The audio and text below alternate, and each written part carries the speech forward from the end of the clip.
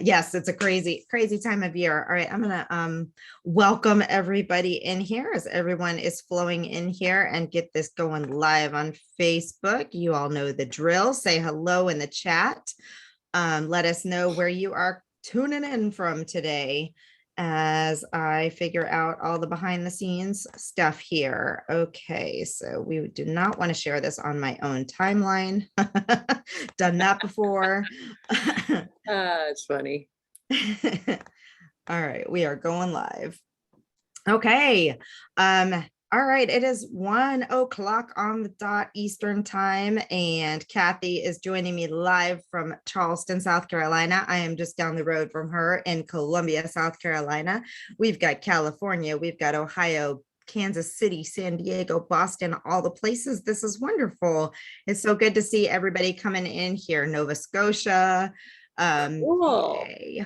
All right, so we are not going to waste any time. This is a 1-hour webinar, and I want to make sure that we get straight to the information that Kathy's going to tell us about.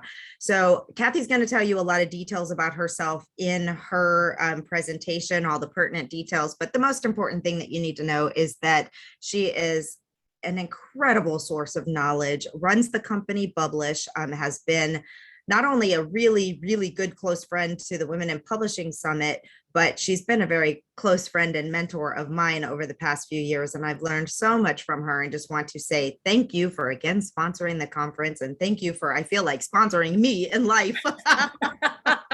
It is my pleasure. And I'm very lucky to call you a friend. So thank you.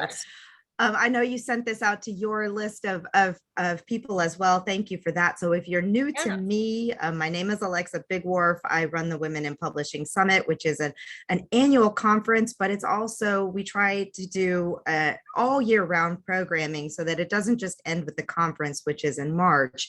We do monthly webinars and paid training events, and just have a whole lot of fun helping authors through their processes and through their journey of building their author business. So today, I did want to let everybody know that November is the last month that ticket sales will be on early bird pricing at $100 off. So please make sure you head over to womeninpublishingsummit.com and grab your ticket. And we have a special incentive.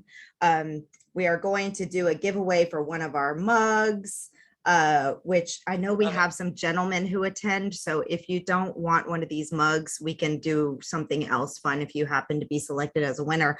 But we will draw a winner from everybody who has registered for the conference before the end, by the end of the day tomorrow. So that's womeninpublishingsummit.com. Go grab your ticket at $100 off. And yes, this is being recorded. It's also being broadcast live on our Facebook page. So welcome to everyone on the WIP Facebook page. And we will send out a copy of the recording. And all of our webinars, you can always go to our Write Publish Sell YouTube channel. Write Publish Sell is our mother company. And we always post these on there as well, if for some reason the email doesn't come through or all of that jazz. So I'm going to pass the reins over to Kathy to talk about distribution. And let me tell you, in the decade that I've spent in this business, which is nothing compared to the time that Kathy has spent in this business, distribution continues to be one of those nuts that we just want to crack, because as the title of this webinar indicates, proper distribution can make or break your sales. So Kathy is the expert on this, and I'm so pleased to have her come share her knowledge today. All right, take it away. Thank you. Yeah, so I'm going to screen share, and I'm going to turn off my camera while I do the presentation, because I think it'll be good for the bandwidth. So let me just turn off my camera and share my slides here. And tell me if you can see this full screen now, Alexa. I can. And you know what? I'm glad you asked me a question so I could break right in here. We will have time for a Q&A at the end. I forgot to mention. So if you have questions, please use the Q&A box. You should be able to find that in the bottom in your menu options. And Kathy will answer all your questions at the end of the presentation. Thank you.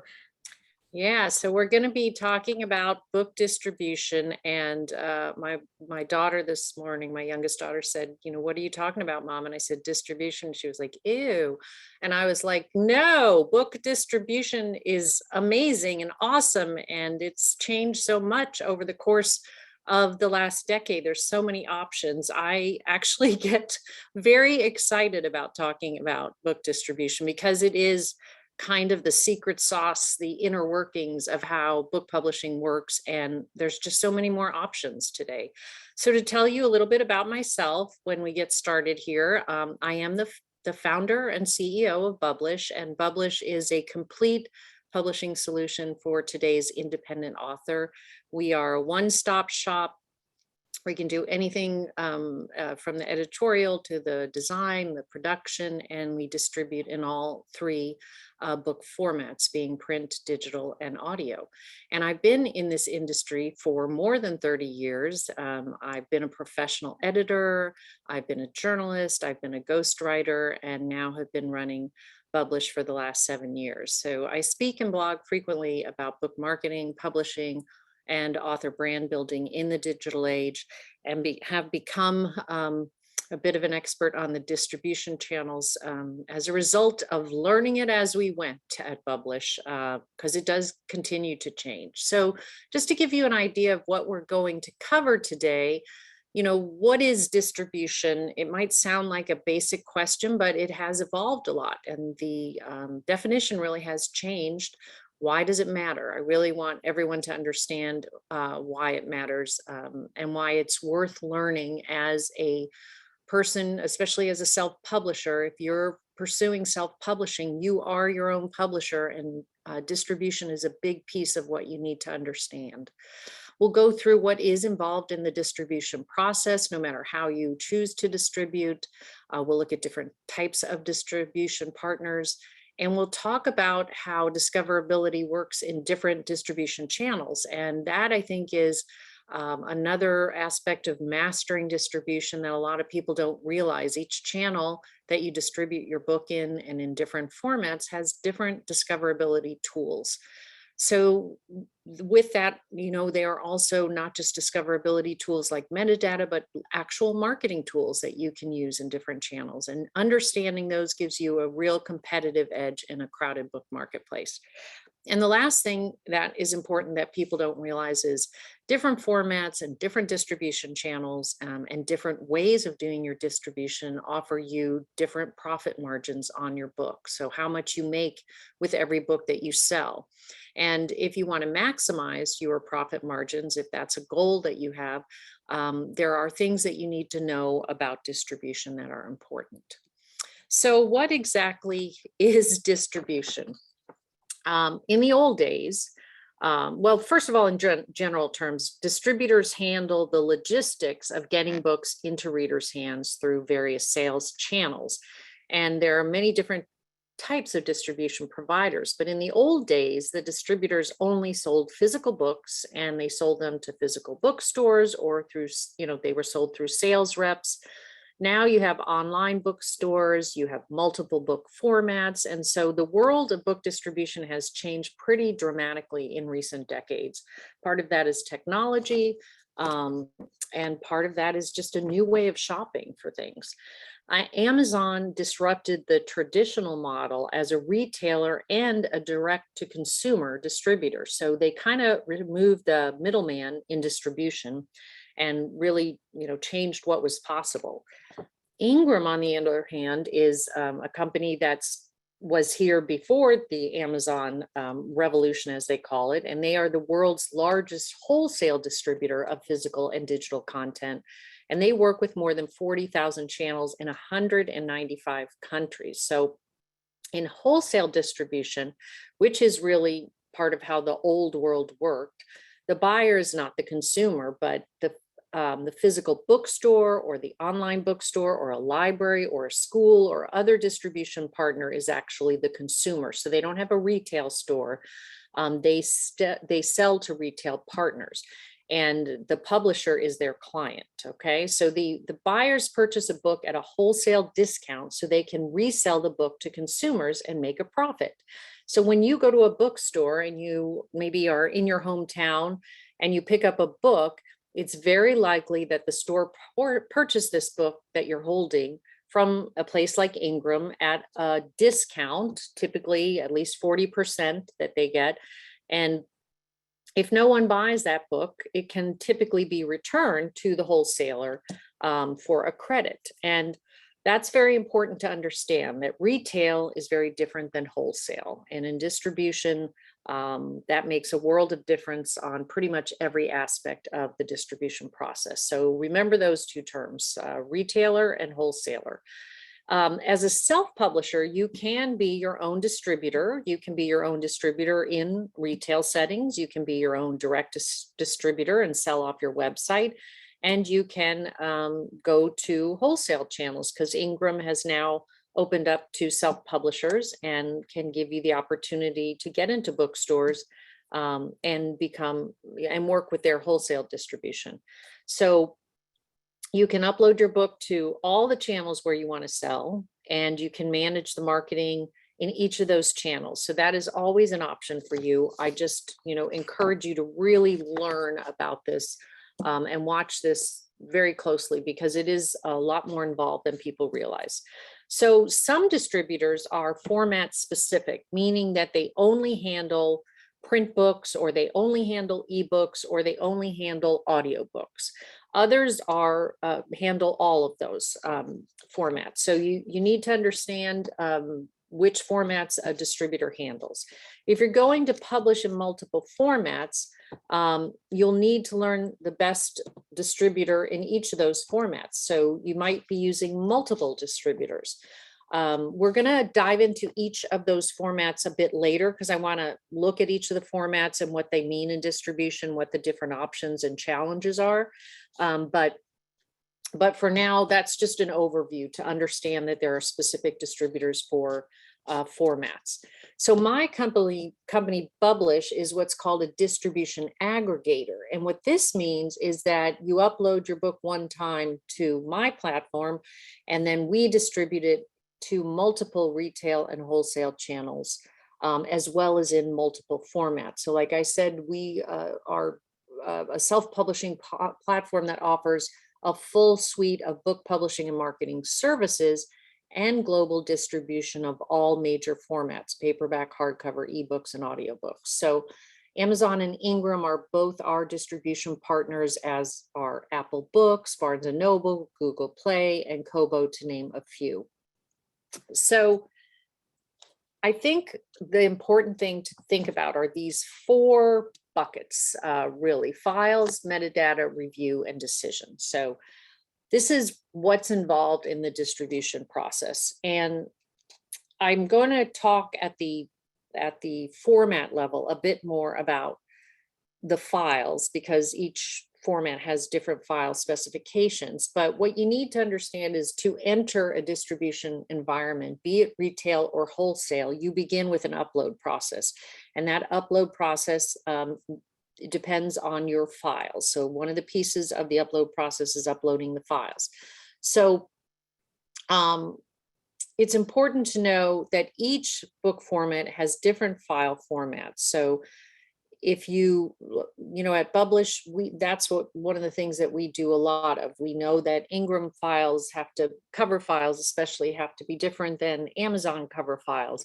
We know the different formats for audiobook files. We know the different formats for ebook cover files and ebook interior files. So there's requirements that you can go and you can research. And I highly recommend, if you're going to do this on your own and you're like, I'm going to go to Amazon and I'm going to go to Ingram and I'm going to distribute my print book and my ebook, that you study the file requirements before you even go to a file designer. Because if the file designer looks at those specifications and they don't know what you're talking about, then you don't want to work with that person.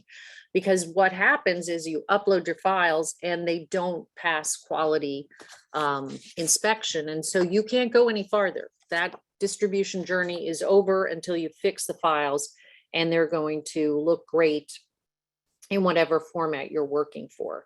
So that's just an important thing to think about, that the distribution process begins with files, and the other thing it begins with is metadata. So simply put, book metadata is any information that describes your book. So when you're uploading the files, there's also information that you have to input. You might be asked to put in your title or subtitle, the price of the book. There'll be a publication date, an ISBN, which is a unique identifier for your book. There are categories. So what genre does your book go in? You may be using BISAC codes, which are also specific to genres and subgenres. You'll enter the format. There'll be images, cover images, there'll be interior files, there could be a synopsis, maybe you have some editorial reviews, any relevant information that readers use to find your book and that you enter into the distribution workflow as you upload your files is called metadata. And readers depend on good metadata to find their next book. So when you upload your book into the distribution system and you're asked for this information, it's really great to be prepared ahead of time and not have to kind of wing it while you're doing the upload process. Because a lot of times what happens is people are like, oh, well, I'll just put this in and I'll go back and change it. And you can update your metadata, but there's certain pieces of metadata that aren't easy to change in certain formats. Like the price of a print book is tougher to change than the price of an ebook, which you can change frequently. So it's always good to kind of understand metadata. I'm going to go more into this because it's probably the most important thing for your discoverability. I'm going to cover more of this later. But I want to put that on your radar. Files and metadata. Those are the two big pieces of what's involved in the early distribution process. The next thing is the review process, which is, each format has its different file specifications and different quality checks and timelines. So when you're uploading your book into a distribution channel, your files will be reviewed to make sure that they will deliver a high quality reading experience to the purchaser in that channel. For print books, that means you can review a digital proof, or you can have a print proof sent to your home or your office before you publish, which we highly recommend. And you can review the physical product and see what it's going to look like for the end buyer. That could be a bookstore, a library, or an individual consumer. For an ebook, you can review your files in an e-reader, maybe like an Apple Books or on your iPad.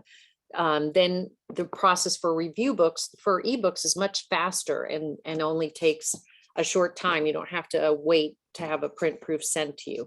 Now, audiobooks, they take many weeks to go through the review process. So again, just understanding the review process for different formats and how that might impact your ability to coordinate a launch is very, very important. All three of the formats are different in that respect. So understand the review process, and make sure that you've built in time to your publishing timeline for that review process. And the last thing is that you're going to make some decisions that you might want to be prepared for when you go into the distribution process. So you might be deciding the price of the book, right? Or the genre, the categories. A lot of the metadata decisions, those are going to be made during the upload process. How are you going to describe your book? Let's have that synopsis written so that when that field comes up, you're not winging it. You have really thought about it and tested your synopsis. So when we work with an author and they go through our distribution process, we gather as much information as we can before we start the upload process, and we try to clarify things again so we get the very best metadata, the very best decisions made before we enter the distribution process. So for example, if you were to guess at a price for your print book and you don't realize that there is a clear price range for that book, and maybe you're like, well, I'm just going to charge whatever and see if it flies. Again, not easy to change the price of a print book because of the barcodes that go on the back of the covers. And not having looked at some of the other books in your category to make sure you stay within that range. Also thinking about what is it going to cost to produce the book per unit, and then saying, okay, well, if I have to offer a wholesale discount to the bookstores and libraries, do I have enough room? Do I have enough margin to do that? So again, being prepared before you enter the distribution process is really important. Ingram and Amazon both have great calculators that you can Google and you can look up, and you can put in all the specifications, your trim size, you can put in your page count, you can put in if it's a color interior or black and white, the finish of your cover, and they'll give you a great idea of what your margin is and what it'll cost for you to print one of those books. And that can inform your decision on the retail price that you want to put in as you upload your book for distribution. So now I'm going to dive into the 3 different formats a little more specifically. There's so much to unpack here and I can't go that deep, but to give you a great overview, I thought I'll pick the biggest question that arises in each of the formats, and then I'll talk about the pros and cons of each of those. So with ebooks, the biggest question that we see authors asking is, should I go wide and distribute across a bunch of retailers, including Amazon, or should I stay narrow and go into Amazon's KDP Select program, which is exclusive to Amazon? And there are some benefits there. So the pros on that are that you do have the power of Amazon at your hands. And because the books are free when you're in the KDP Select program, your ebook could be free to Prime readers. That can give you a lot of exposure. They also have some tools where you can do free days. So it's a great discoverability tool. Another pro is if you decide you want to experiment with KDP Select, it's only a 90-day commitment. One thing that a lot of authors make a mistake on is they go into the auto renew.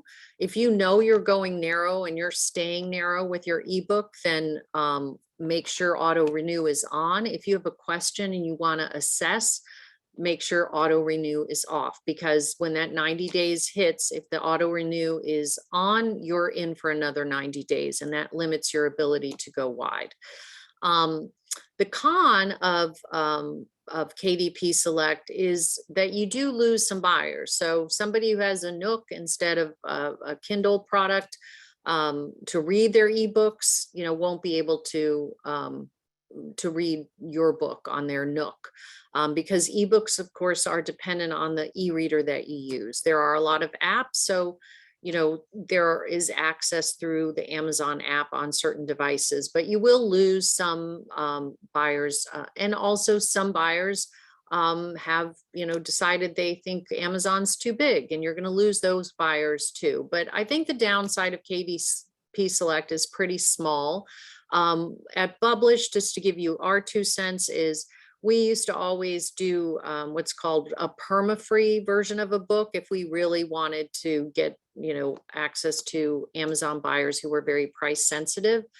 But because COVID really changed the world and grew Amazon, which was already very, very powerful, to a place where everybody was buying everything, we have experimented more with KDP Select. So it's something that we like to call part of the mix. We don't have any authors in ebooks that would ever be completely exclusive, but there's a lot of ways to make KDP Select part of the mix.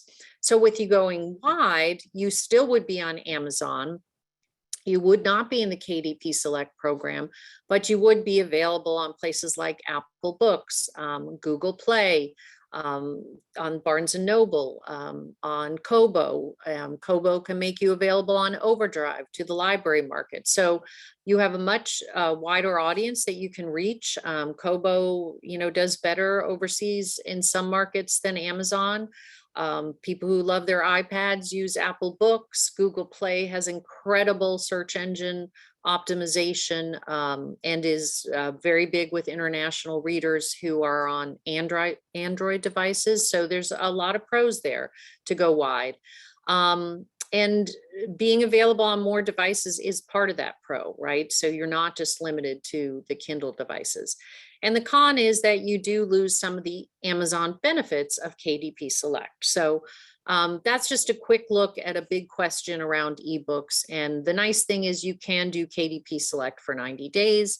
and you can go wide the rest of the time. So it's worth considering. So on the production and file side, which is something I'm going to touch on in each of these formats, the EPUB and Mobi file are the most popular formats for ebooks.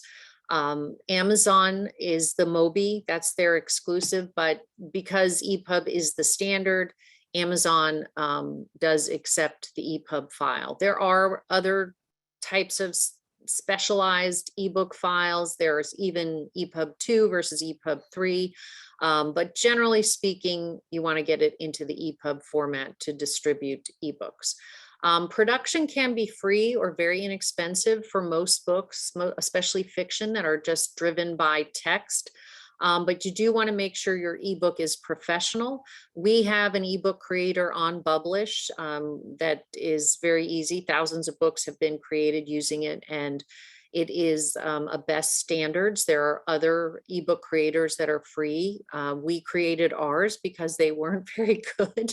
But the key is that if you just wanted to experiment with publishing and you didn't want to invest a lot of money upfront in a format, ebooks are the way to go. And in some genres, ebooks are the most popular type of format. So you may not have to, and that's a good reason to study your format and make sure are these people that are comparable authors that are producing books and publishing books in my genre, are they doing audiobooks? Are they doing print books, or are they just doing ebooks?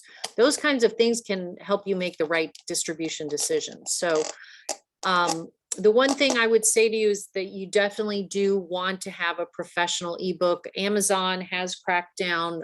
They actually have a quality kind of star that you can get, great reading experience, or you can get a quality call out if the book is not well produced, and they can actually take your book out of distribution if they feel that the reading experience is bad for the author. So very important that the quality is there. Ebooks are like websites, so not always certain physical properties don't always convey. If your book is really image heavy, it can become a very complex format to work in. So that's also important to understand. What are the clear specifications you have for your book?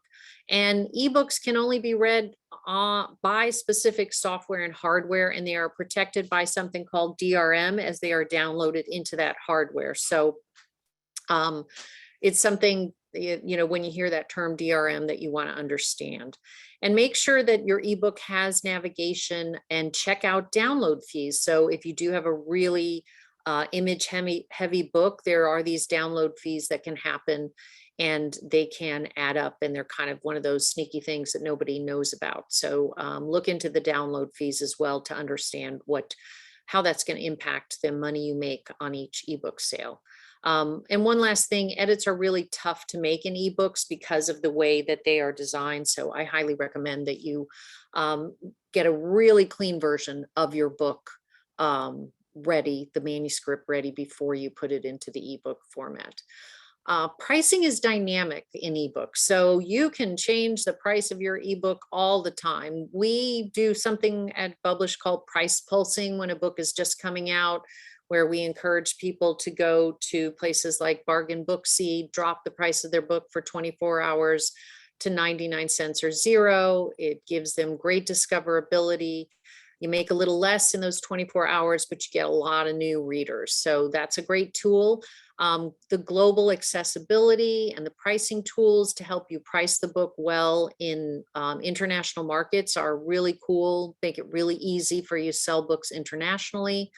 And though ebook files are hard to update when it comes to like correcting a typo in chapter 2, they are very easy to update for marketing offers. So if you're writing a series and book 2 is coming out, you can go add the first chapter of book 2 to the end of the ebook 1, and now people can start reading it, and then they can click a hyperlink and go right to the pre-order page for book 2. So there's immense marketing capabilities in this file format, and it's, you know, as long as you're working with either a tool or a person who can make that update for you, replacing the files, replacing ebook files is not a big deal at all. Very different from print.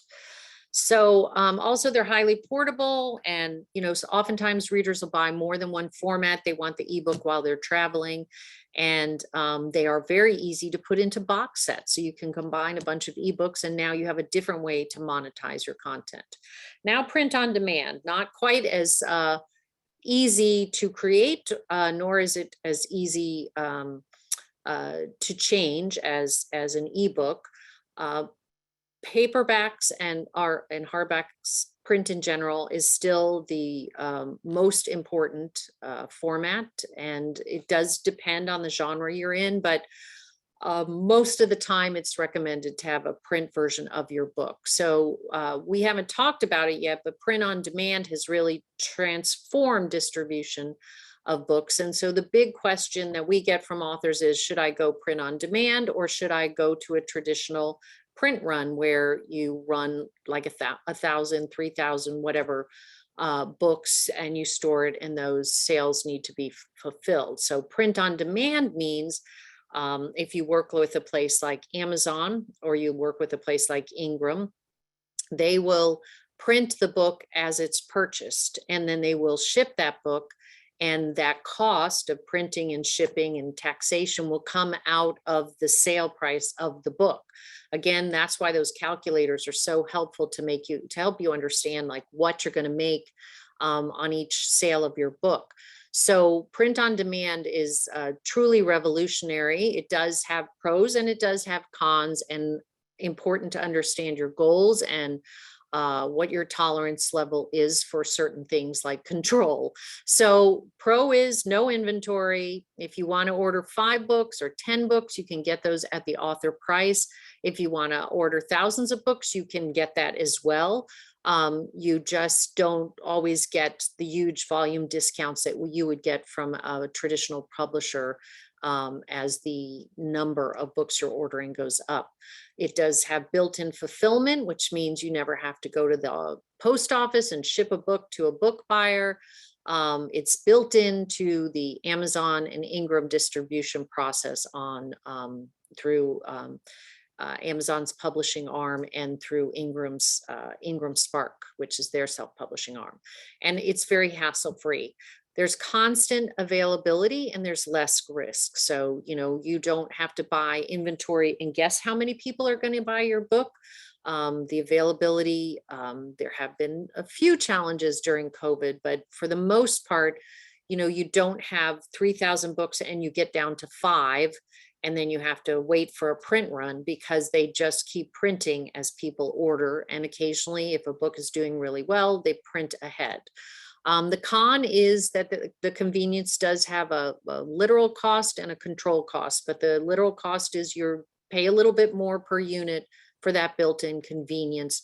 Most authors, especially in the beginning of their self-publishing journey, find that trade-off to be fine. The advantages far outweigh the cost factor. With a print run, the pro is that you do have a lot more control. So you're going to see every book that's going to go to every consumer before you ship it out. You're going to get a better price per unit. With print on demand, you're never going to see that book as it went out, right? You'll get the print proof and you'll hope that every version of your book will look the same, but you won't see that printed copy that's going to your consumers. So you do have more control with print runs. There is more risk. That's the con, because you're paying upfront for a print run and you're guessing about how many copies you can sell. And there's a lot more work for you, because you do have to have inventory. You have to manage that inventory. You have to manage fulfillment, a lot more hassle. If you get really savvy, you know, you can make more per unit. If you factor in your time, it's worth assessing which is costing you more. And at Bublish, we do hybrid. So we can work with print runs depending on the type of book. Sometimes that's required. And primarily we work print on demand. So on the print side, production and files, I want to make sure I'm going fast enough here to get in your questions.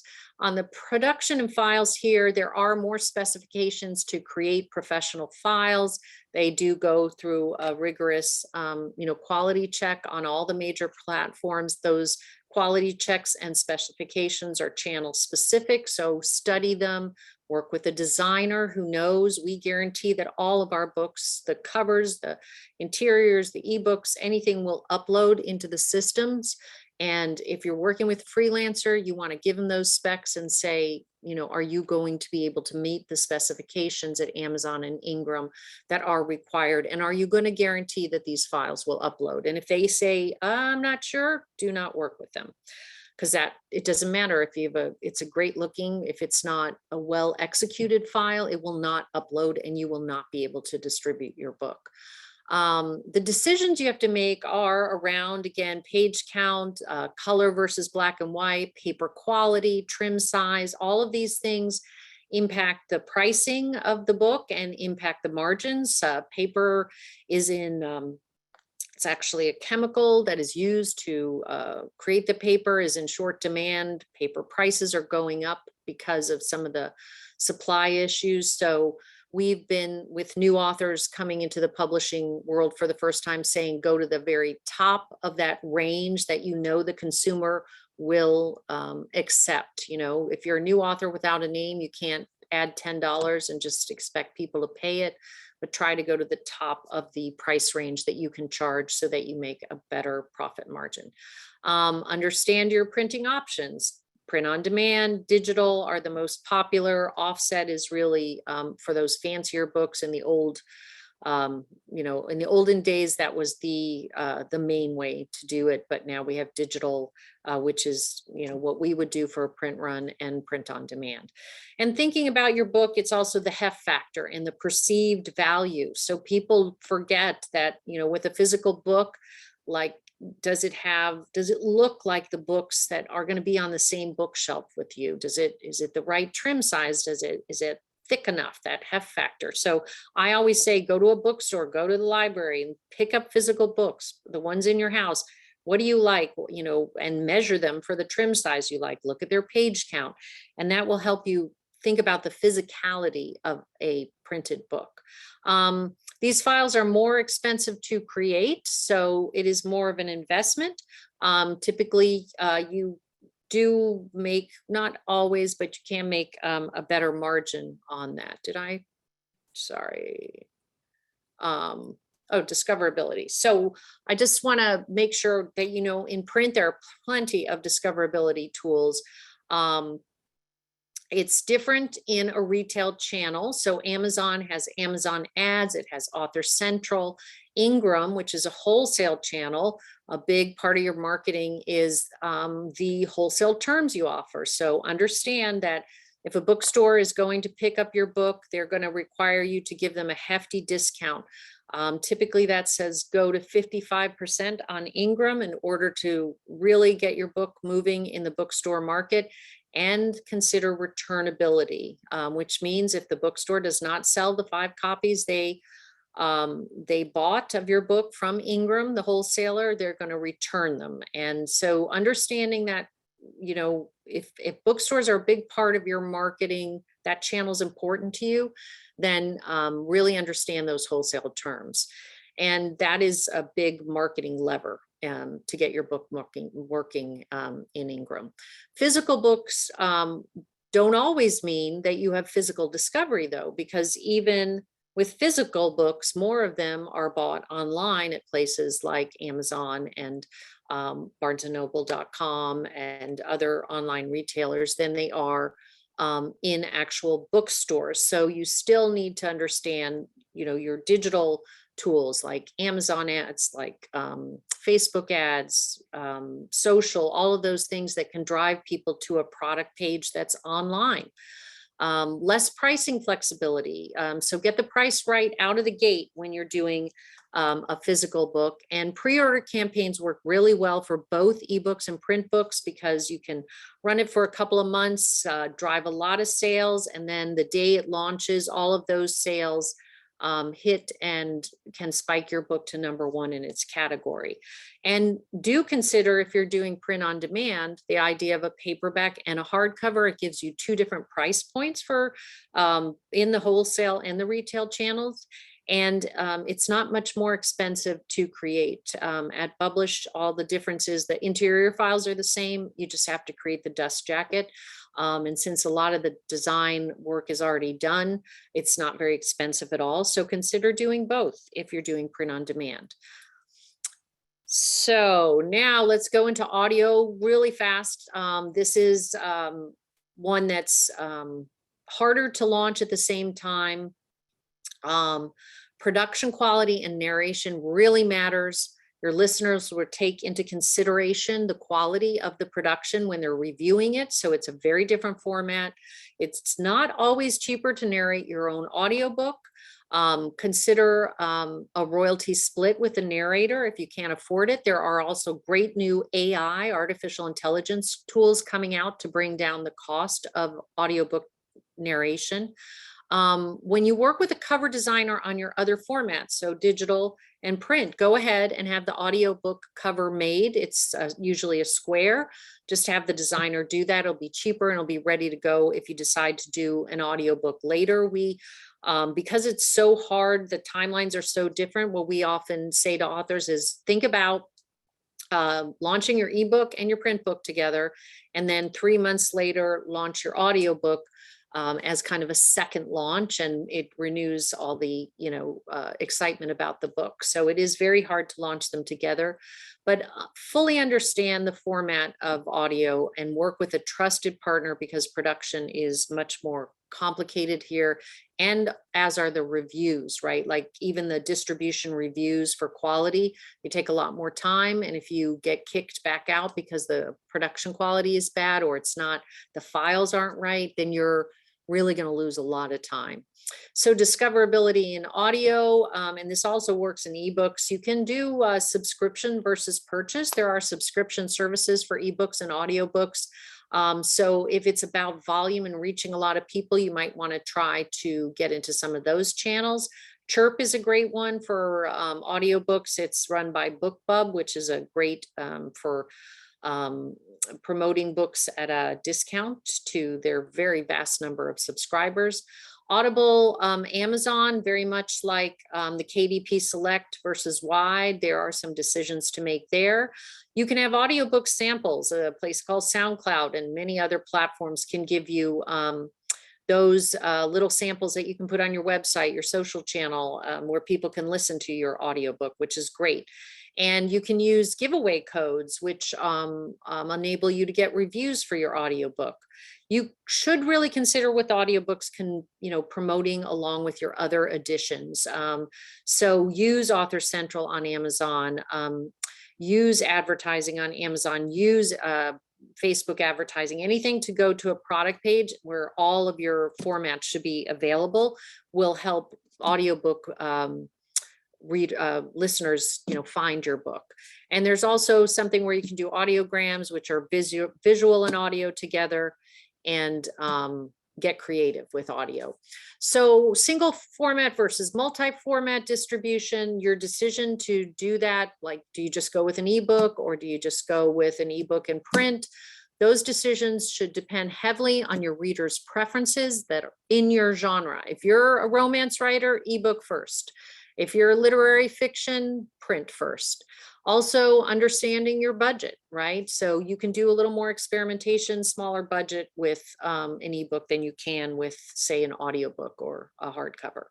But more formats mean more bang for your buck, your marketing buck, because they're all there on the product page. You drive traffic to that product page, the consumer gets to decide which format they want, and that gives you a higher return on your investment in ads and marketing. Here's the key though, and this is the big finish. Metadata is important for all formats. Without metadata, your book is invisible. So the big thing here, and I'm just showing an example of one of our books. It's actually quite an old slide, my apologies, but we get books into hot new releases, #1 in their category all the time. And we do it by that little list on the left as one of our core components, metadata. So you see books, teens, historical, United States, and then you see 4 subcategories, 5 subcategories under that.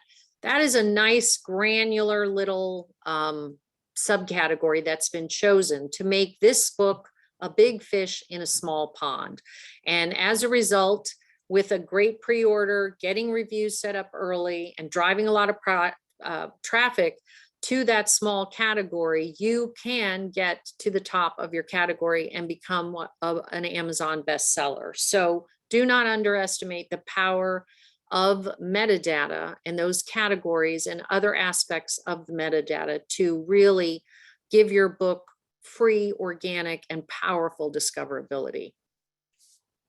I have one last thing about metadata. So metadata connects the dots for your book buyers. It creates an online roadmap for readers to find your book. Study the product pages of other books in your genre. Look at their categories, look at their synopsis. How many reviews do they have? Do they have just little yellow stars, or do they have a Kirkus review? Oh, look, that Kirkus review is at the top of their synopsis and it's bolded so that you see it.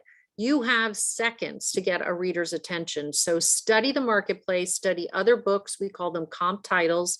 Find them, look at every aspect, look at their pricing. How long are they? What trim size do they have? It's all there on the product pages, and you just have to go and look at them to study them. Take the time to learn about metadata. It is a secret weapon. We use it for very powerful discoverability. For example, complete metadata with an image, that's your cover, results in a 473% boost in sales. And complete enhanced metadata, which is those reviews and richer metadata around your book, that saw a 55% increase in sales. So metadata is really important, and you just need to study it, look into it. We've got more education about it on our site. So visit our blog if you'd like, and we'd love to see you over at Bublish too. So I'm going to stop. I'm going to start my video, and I am back on Alexa. It looks like we have about 12 minutes for questions. Let me just. Great. Okay, so we've got a whole lot of questions here. I'm going to scroll through these questions, and I'm going to try to grab the most relevant ones first. Yes. So Dot's question, I think, can be answered really quickly. She says, when I was writing my book for release, KDP said they no longer accepted Mobi files for most ebooks. So the Mobi files are going away, but for now they are, you can still load them, right?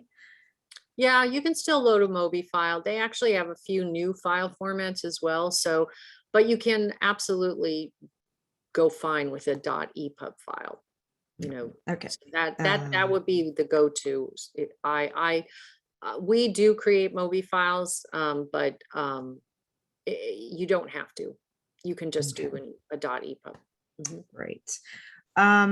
Let's see. If you start with a POD, I love this question because we could talk a long time. If you start with POD on Amazon, can you use the same ISBN for a print run of identical books at a local printer, ISBN owned by me? Actually, that's kind of a simple question. Yeah. So yeah, the ISBN is format specific and distributor specific. So as long as you're not distributing those in a completely different channel or changing from POD to a different way of distributing it, you can use the same ISBN per format. That is your understanding as well, Alexa, correct? Yes. I mean, that same ISBN can be used across the board as long as you have the proper agreements in place. So like, there's no reason why she couldn't use she couldn't do a print run with another printer and distribute them under the same ISBN. Correct. To my knowledge, right. The only time, like Ingram actually doesn't require, but Amazon, if you were, because this happens a lot, like an author will go out, they'll be distributing on their own, and they'll not be doing well. So they come to us. And when they make that transition and we are going to upload their book back into Amazon, they are required to get another ISBN, which we provide for free. But, you know, that way, if you had like 50 books that were sitting there printed with the old ISBN, you could sell them at a fair or something, but it would confuse a channel if you tried to sell them, you know, any other way. Exactly. Kathy, do you want to stop sharing your screen so they can Oh, see sure. us better? And we'll send out this recording so you'll have all of her contact information as well. Let's see. Okay, so the next question, we answered that one. How do Amazon and Ingram print just one book at a time when regular printers aren't able to do that? Is print on demand. Yeah. And so it doesn't always mean that they print one at a time. If they have huge algorithmic measurement that says this book is ahead, like this book is selling about this many a week, that's their distribution management. So if your book is selling well, then they may print 5 ahead, 10 ahead, or hundreds ahead. But if your book isn't selling a lot of copies, it's unlikely they're going to have a lot on hand. But yes, they do print ahead, but it's not usually, you know, thousands ahead, though it can be. Yeah, and that's a great question for a printer specific, because they can get into all the details about how their machines run differently based on short runs and all the things. But I want to add, if you don't mind me adding in here, I think this is an important thing for people to know as well. Like if you have a bunch of pre-orders or whatever, and they decide to do some more print runs, we've had people that have decided to make changes shortly after their launch, and then they upload the new files, and people keep telling them, well, I'm buying this book and I'm getting your old book. And it's because of exactly what Kathy just said, is that they probably printed out extra in the thinking that there would be more sales, and until all those old books are gone, they're not going to print your new book. Yeah. And on top of that, we Returns. have on my blog, on my blog, I did a huge thing on what's going on with the supply chain right now, and it's pretty fragile. So we've recommended, if you have changes, and we really push hard to have the cleanest manuscript go up so that you don't have changes, because it always interrupts the feed. It doesn't look professional. It can be done. And it is done. And that is one of the wonders of print on demand. But if you do that now, while we're in high season, you are playing with fire. So we just told everyone, don't change your files till after the new year, because it's very precarious availability, and just manpower at these huge places is tough, and support. So if you're distributing now, don't change those files. That's my recommendations. Not at this particular moment. Good to know. Very good to know. And we can find that on more information on that on the Bublish.com blog. Yes, there's a whole thing on supply chain. There's a whole blog on it. It's very, very specific, because we early on started getting the heads up from Ingram, from Lulu, from Amazon, like this is what's coming your way. And we were like, you know, shaking in our boots. It's actually, in some cases, I think for anybody who has shipments coming from China where they did do print runs, like New York is really struggling. Those books are not coming off the boat. And so your favorite book, if you want it, and it's from a traditional publisher, buy it early for the holidays. You actually have an advantage with print on demand. It's not perfect with the supply chain challenges right now, but it's better than your book sitting on a large boat at a port and nobody's taking it off or on. I saw a funny meme the other day that was a bunch of people in the water with a big like container ship sitting out there, and it was like Black Friday sales, all the people swimming to the containers. Here's how Black Friday will be this year. Yeah. We actually are finding so far, knock on wood, this year, because there's more of an understanding, is not as haven't had as many surprises at all. Last year we were pulling out our hair because there was a big, expose at the Alliance of Independent Authors about what was going on. Again, it was getting books from Ingram to Amazon in the blame game. Mhm. And so nobody was telling us the truth. And it was a lot of time on the phone, a Yeah. lot of frustration for authors and for us, because, you know, there was only so much you could do and nobody Yeah. was giving us a clear picture of, or an option to fix things. So Yeah, it's and on that, stabilized a little bit.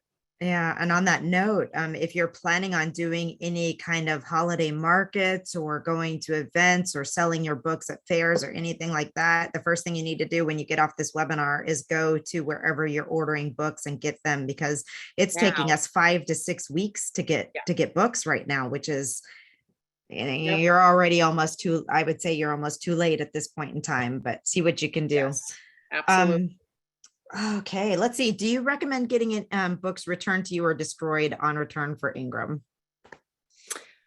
Well, it depends. Like if you have an outlet where you can resell those, like you do go to a lot of book signings or whatever, getting them back, there's a cost to that. But again, I'm a big believer in look at your goals and run the numbers. Like, you know, if you're going to get them back, what is that going to cost you? How does it impact your margins? But you're already buying copies for these other events. You know, maybe it all evens out in the wash, but it kind of depends on your goals Yeah. and the numbers. Does Ingram have more of a distribution reach than KDP? Yeah, and so the nasty little secret too is that there is extended distribution, and Amazon and Ingram, they work very closely together on certain aspects. The whole system wouldn't work if they didn't have those agreements in place. So they're good for us. But when someone doesn't know what they're doing and they just upload to either of those platforms and click extended distribution, they just gave away money. Because it is basically just do the 2 uploads. That's what we do. We We do do too. native uploads to all of the platforms that we work with. You know, Ingram gives us access to their data feed of 40,000 retailers, but we upload to Amazon, Apple, all separately, because you get the best margins and you get all the control. That's the other thing you don't get. Don't get all those tools necessarily that you get in the native upload distribution. And we are actually now, we have Bublish Books, which is a bookstore for high quality indie books. And we see the bookstore side of things now. So if you're a bookstore owner, you buy from a place called iPages. It shows you all the terms and it gives you all the metadata. And so we can see it from a bookstore and library viewpoint now. And that's been, you know, very interesting for us because it does depend also, like you say, like your local bookstore person says, well, you know, you don't have a high enough discount on your book. And you're like, I put it as high as I could. I put it at 55, but their buying power is small. So that impacts what they see and the availability and of certain, you know, wholesale terms to them. So it's a very complex little Yeah. world, but Yeah. I think everybody should be in both. Yeah. I do too. We always upload to both for all the reasons that you just said. But, you know, this is exactly why I started this webinar saying distribution, you know, it's tough. It's a tough nut to crack. And there's so much and things change and you got to know so many things. And you know, one of the things we learned early on was we made that mistake of clicking expanded distribution on Amazon, and it can be undone, but it took us over a month to get that situation worked out so that we could upload the same book with the same ISBN to Ingram, because you don't want to have your paperback out in different places with different ISBNs. So you got to figure out how to make it work. Yeah. And this is the one thing, like what you just said, the littlest things have the biggest consequences in distribution. Yes. Like you put like an imprint for your publishing company into the ISBN, and then you don't put it in the metadata when you're uploading. And those two systems, they're just data. Yeah. There's no like, oh, I think she means this. No, it's just like, these do not match. And that's it. Your book's stuck until you figure out that this little field that you forgot to fill out is keeping your book out of distribution. So yes, exactly. those kinds of things happen all the time. You have to be really careful. Authors don't know about those things. Let's see here. We have a lot more questions than we can answer, y'all. So this is what I would tell you to do. In the Women in Publishing Summit conference, Kathy's going to have a whole hour of answering questions about Bublish and answering questions, all of your metadata questions. So if you haven't gotten your ticket, it may be worth it just for that hour, because you all have a lot of great questions about metadata and distribution and all of the things. And go get them at womeninpublishingsummit.com. Don't forget that we are giving away a mug for anybody. We're going to do a drawing from everybody who has purchased a ticket by the end of tomorrow. We will do that mug giveaway, but there are a couple really, really quick ones that we can answer. Rainey, you don't have to have a new ISBN if it's not a second edition. But that one you can ask in the group if you want to. Let's see, there was another question that I think. Oh, this is a good one for you. I'm planning to sell worldwide in other languages. Should I still upload to each distributor separately? Meaning she's going to use global distributors, or she's going to sell her rights for translation to a publisher in a different country? The way I read this, and you can correct us if we're wrong, Pamela, is that she's doing the book in multiple languages, but distributing on her own globally to all the places, if you know what I mean. So she'd be doing the English version and the Spanish version maybe, and just distributing them globally. But we distribute in multiple languages globally. She said yes, that's we right. Just did a book in Tamil, but Spanish. So you can do that, yes. Amazon doesn't give you a lot of tools to promote foreign language books, which I find to be kind of shocking, but Ingram would be a great one. I would do both, but you can absolutely do it in both of those channels and distribute globally. But if you really want to saturate a marketplace with a particular